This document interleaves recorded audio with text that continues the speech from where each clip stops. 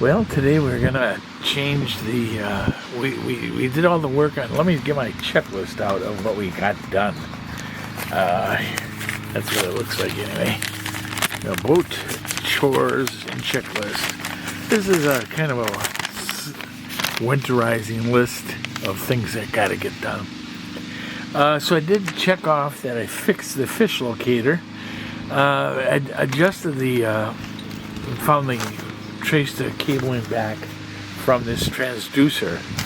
That's the transducer right there, sitting in a bucket. If you look at the rim of the bucket, you might see past those bungees the transducer. Anyway, we found that, and we fixed the front anchor cranker, which really wasn't much wrong with it except for the remote wasn't quite working right. And I sort of took it apart a little bit and got it to work. So the front anchor cranker is working. I'd like to be able to try to rewire that into a hardwire switch. Anyway, so there's a couple little bolts that are on there. And I'll show you when I get into it. I gotta get my catch basin because it's going to drip all the fluid out of there. It's kind of a stinky, sticky mess. You got to watch out, see if it's got water in it. If it does, well, you get problems. Hopefully, we're going to be all right there. I'm going to wash and wax the whole boat, scrub it down real nice. I got some zip ties I got to apply to the wiring underneath the dash. I don't want to be kicking that with my knees come summer. So then at the end we were going to vacuum out the interior of the boat, kind of scrub it down. There's a lot of discoloration on our seats and our other upholstery, so I'm going to work on that for a day. Finally, we're going to open up all the hatches inside the boat so they can air out, make sure there's no food crumbs laying around either.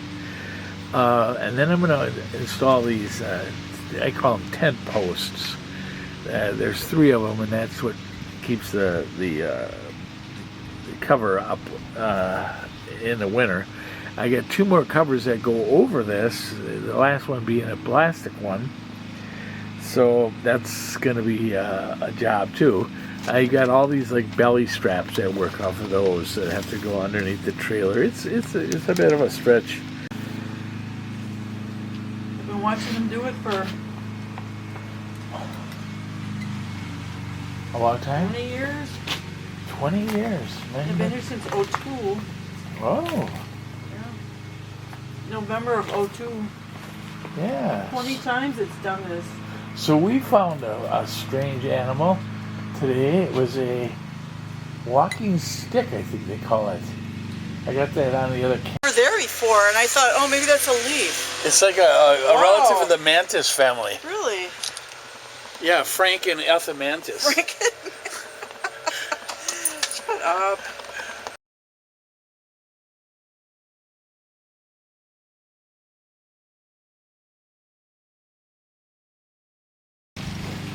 We've had over 1,000 views.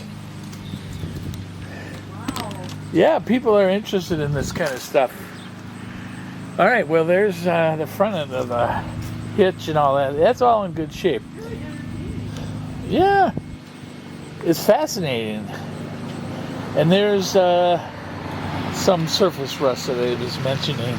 I'm gonna get in there with my little can of Rust-Oleum and get on in there and just brush it on. It should curb any kind of rust through, and that's always a good idea. Even our little spare tire wheel here, it looks like it could use, especially on the bottom where the water collected. I'll scrape that out and put some Rust-Oleum on it and clean it up. Here's my little, I call it a catwalk. It's designed so we can walk out on the trailer while the trailer's in the water. Well, there you have all the fall, Wisconsin fall weather.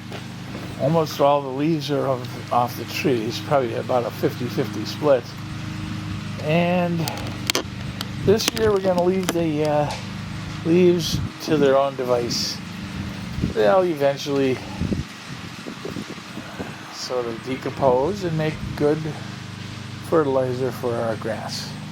No sense in getting in there and stirring it up. There's little critters in them that are healthy for the environment. And if you, so that's my list of things I got to accomplish. You know, the funny thing is, I usually lose the list, and then I don't get anything done. It's not good. But this time, I've got the list ready to go, and I'm thinking about, let's see, we're going out to dinner tonight at 4:30 out in Waukesha. It's like a good half hour away. So we're, you know, sort of working up to go. I'm going to eat a little bit of a sandwich now. and then, well, I was thinking about going to buy some paint. I need some white, like Rust-Oleum paint. And I usually buy like a quart, because I also dab it on the car, believe it or not. It's the perfect color for the car. And I got just a few little rust spots. You may as well take care of them right away at the same time. So that's what we're doing here. All right, that's pretty good. I was going to tell you about the rules of christening a boat. I think we're going to go back and rechristen JUDAQUA. Because if you don't do it right, it could be a real, you know, you're tempting fate. What you have to do is you have to appeal to the gods of like Poseidon and Neptune and grant us, you know, fair weather and smooth water. How do you know I didn't do that? Well, you could have. What you do is you gather a bunch of people together and you make a little ceremony. And you have some kind of, some sort of like champagne or wine or something. And then you pour out the wine. Everybody drinks a toast to the future safety and enjoyment of this craft. And then you all say hip hip and drink this toast. And then you're supposed to smash the bottle against the bow of the boat. And, some people pre-score the bottle. It's very British. You know who did that? Queen Elizabeth. No, you're close though. Victoria. Queen Victoria did this in like 1893 somewhere. She christened the HMS Sir Edward or something, and it was a boat, big ship. I wonder who did the Titanic. Probably somebody who didn't know what they were doing. They must have used bad champagne. Or bad prayer. They didn't appeal to the right thing. And then everybody... then you go for your maiden voyage or your voyage. The other thing that's important about it is if you're renaming a boat, there's a little extra twist to this where you... take any of the juju away from the old name and then apply for, you know, it's a new thing. You got a new, whole new record. So that's, there's a lot to it, more than I ever thought. And I think I had the prayer here, but I bet it isn't in this note. This is my little note. No, I didn't write it down on this one. So, anyway, that's that. Well, nobody else was... I was so upset because it like slashed out. I know nobody else was going to take care of it. We always had little goldfish bowls, and my mother would fill it up to the top. And then, yeah. And not cover it. And then wonder why the fish was on the floor. You know, Goldie would be behind the stereo on the floor. How did that happen? It jumped. It just jumped. Yep. I think we went through about 3 or 4 goldfish every summer, you know, and a constant flow of different little turtles. Kathy had a turtle that lasted about 5 years. It was amazing.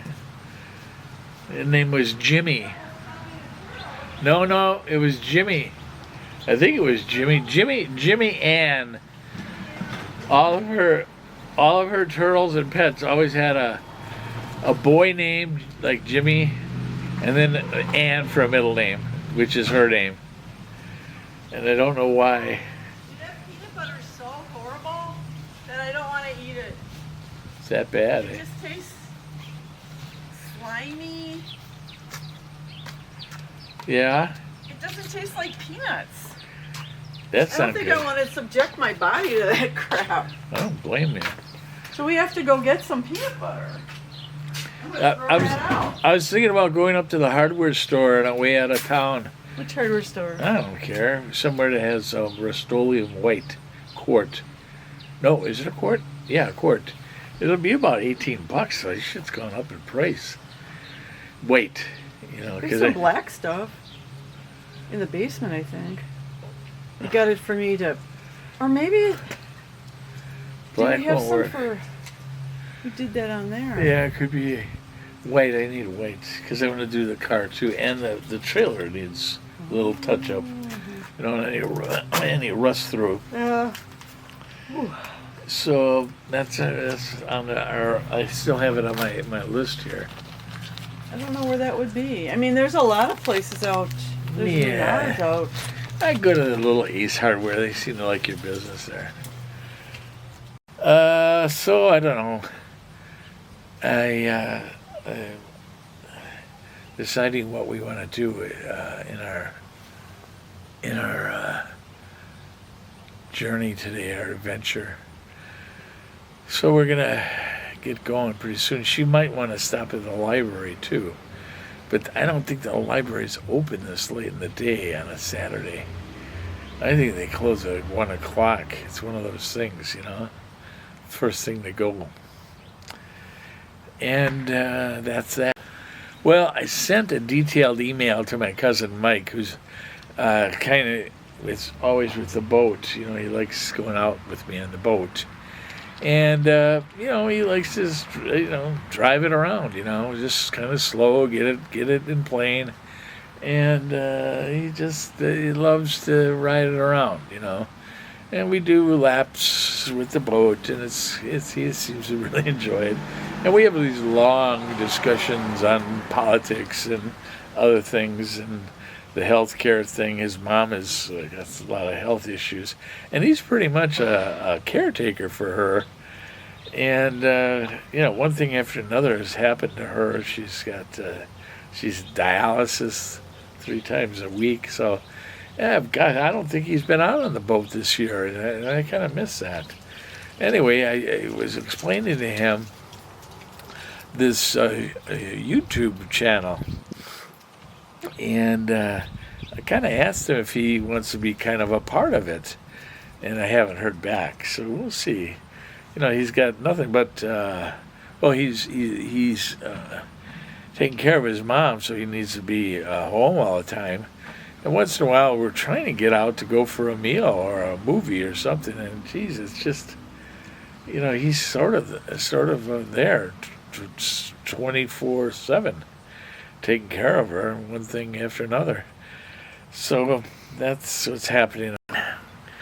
Every little thing about this is tough for me. It just is. You know. Hi, darling. What do you? Oh, yes, I got something coming. You want to know what it is? Yeah. I'd like to know what it is too. I forgot. Oh, it's part of the camera. It's a microphone. You mount it right on the camera. You know how it would whoosh like that?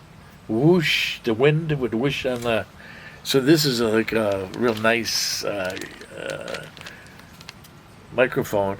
And you know what they call that little foam cover that goes over the microphone so that it stops that wind? There's like the foam cover one. That's everybody knows that. But there's another one. I found it kind of funny. You know what they call it? It's the one that's like furry. They call it a dead cat. You have a dead cat that goes over the boom mic of the microphone. Wow. Yeah, it's like it's a technical term for the cover. It's a dead cat. But I didn't get the dead cat kind, honey. I know you like cats a little. So anyway, we went ahead and got that, and here it is. Should I open? All right.